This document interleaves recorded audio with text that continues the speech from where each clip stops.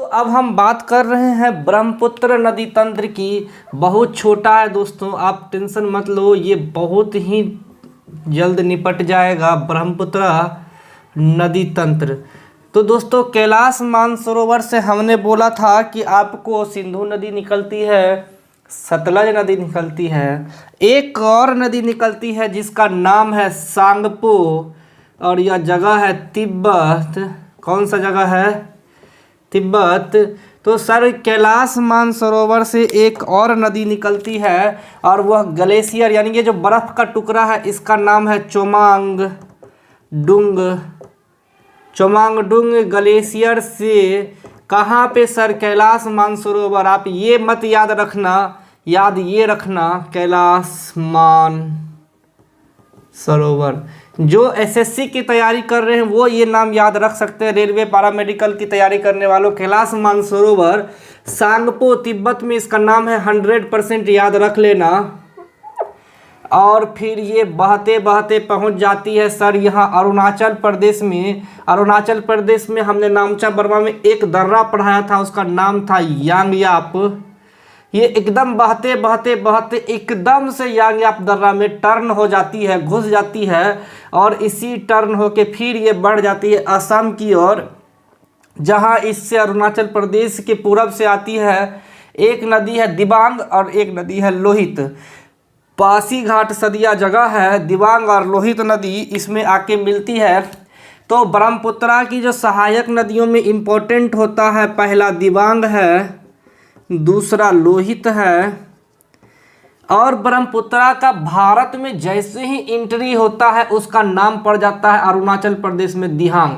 पहला नाम था सांगपो, फिर पड़ गया दिहांग, और जैसे ही वो आसाम में आई इसका नाम पड़ गया ब्रह्मपुत्रा। जगह है वे, जगह नहीं है लेकिन लिख देते हैं ब्रह्मपुत्रा।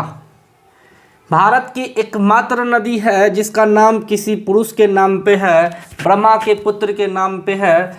दिबांग और लोहित के बाद बूढ़ी दिगांग, दिसांग और धनसारी। एक और इम्पोर्टेंट नदी इसकी जो सहायक नदी है वो धनसारी है। ऊपर से नीचे की ओर सुबनसिरी, रांगा, मानस।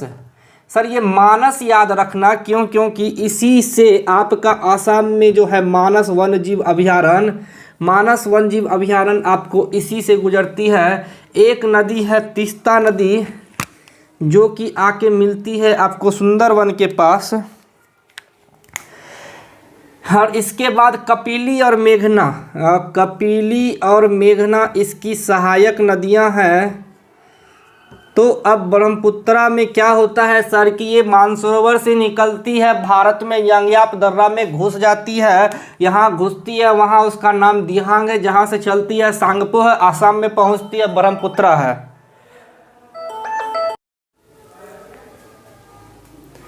तो दोस्तों इसके बाद हम बोल रहे थे कि ब्रह्मपुत्रा नाम पढ़ते ही सर यहाँ पे एक सबसे बड़ी, विश्व की सबसे बड़ी नदी द्वीप बनती है। नदी द्वीप कहने का मतलब क्या है सर कि जब ब्रह्मपुत्रा आती है आसाम में तो यह नदी फैल जाती है, यह नदी इस तरह से फैल जाती है।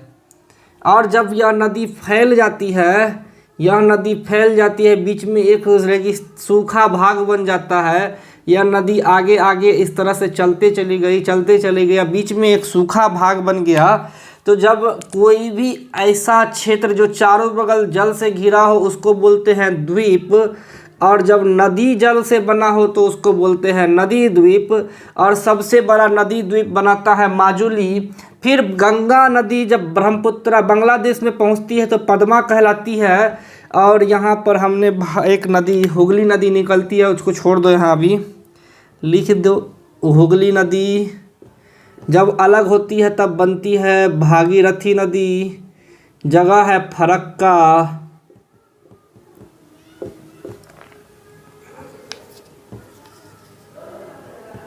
ठीक है दोस्तों, तो जब यह गंगा नदी ब्रह्मपुत्रा नदी से मिलती है तो सबसे बड़ा डेल्टा बनाती है। डेल्टा क्या होता है वो भी आपको हम दोस्तों डेल्टा, द्वीप, नदी, द्वीप सब पढ़ाएंगे। द्वीप तो पढ़ा चुके हैं कि जब चारों बगल पानी से घिरा हो, समंदर से घिरा हो तो आइलैंड कहलाता है, अगर नदी के जल से घिरा हो तो रिवर आइलैंड कहलाता है। वैसे भी जब चारों बगल जल से घिरा हो केवल वो क्षेत्र द्वीप कहलाता है। डेल्टा बताएंगे जब नदी की वितरिकाओं के अलग होने से जो एक उठा हुआ क्षेत्र बनता है वो बताएंगे, आपको टेंशन मत लो। तो यहाँ पे एक डेल्टा बनता है सुंदरवन, कहाँ, जहाँ गंगा और ब्रह्मपुत्रा, जमुना और पद्मा। तो जैसे ही बांग्लादेश में प्रवेश करती है गंगा का नाम हो जाता है जमुना और ब्रह्मपुत्र, ये पद्मा और ब्रह्मपुत्रा का नाम हो जाता है जमुना।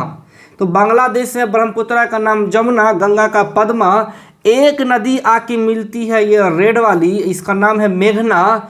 ये आपको बांग्लादेश में आके मिलती है और यहाँ से ये दोनों नदियाँ मेघना के नाम से चल जाती है, कहाँ, वितरिकाएँ बना के बंगाल की खाड़ी में। वितरिकाएँ मतलब नदी का अलग अलग भाग हो जाना। सुंदरवन डेल्टा में एक चीज़ फेमस है वो है मैंग्रोव वनस्पति, मैंग्रोव फॉरेस्ट। तो ये पॉइंट इम्पॉर्टेंट है, आप लिख लेना कि मैंग्रोव फॉरेस्ट कहाँ मिलते हैं। तो सुंदरवन डेल्टा कहाँ पे है, ब्रह्मपुत्रा और गंगा के संगम पे। सबसे बड़ा नदी द्वीप कहाँ बनता है, ब्रह्मपुत्रा नदी पे बनता है, आसाम में। और आसाम के बाद ब्रह्मपुत्रा की जो सहायक नदियाँ हैं लोहित, दिबांग, दिहांग, धनसारी, मानस, कपिली, मेघना, इसके बाद मानस, संकोच, तिस्ता, रंगा, सुबनसिरी। तो ये ब्रह्मपुत्रा नदी तंत्र है, इसमें इतना ही आपको पढ़ना है।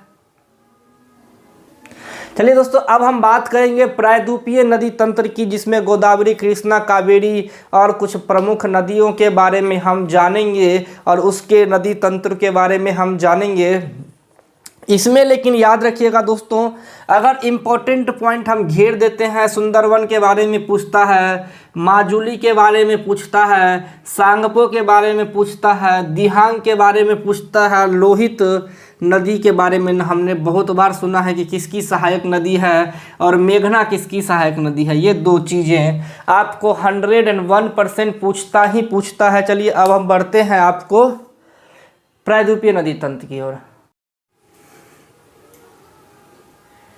दोस्तों ब्रह्मपुत्रा के बारे में अब हम 2-4 फैक्ट और जान लेते हैं। तो जहाँ पे हमने बोला था कि दिबांग और लोहित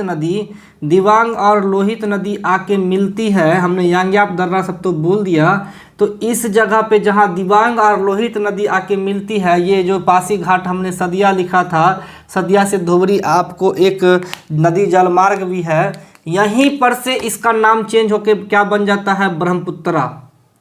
इससे पहले यह यांग्याप दर्रा में घुस रहा था तो उसका नाम था दिहांग, और जब यह इधर चल रहा था तो इसका नाम था सांगपो।